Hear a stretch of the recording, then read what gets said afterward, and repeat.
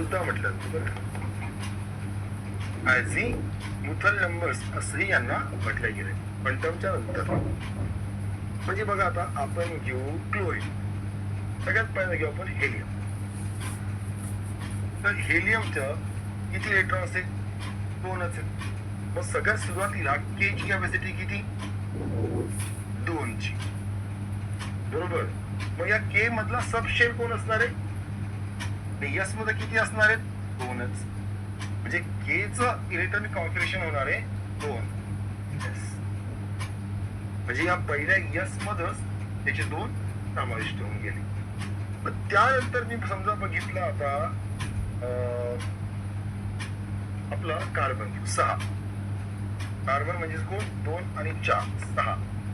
पण याच्यामधल्या पहिल्या के शेल मध्ये असणारे 2 इलेक्ट्रॉन.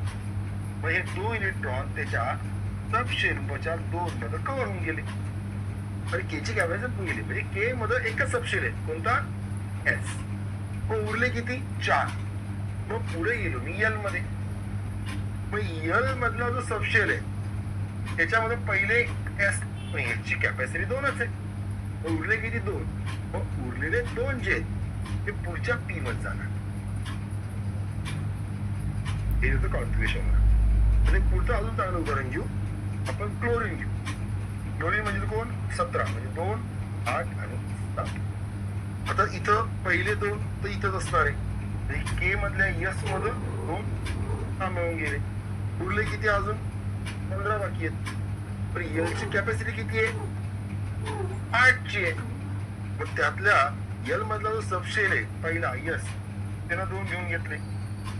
बी ची कॅपॅसिटी किती? मॅक्स किती येऊ शकतो? 6.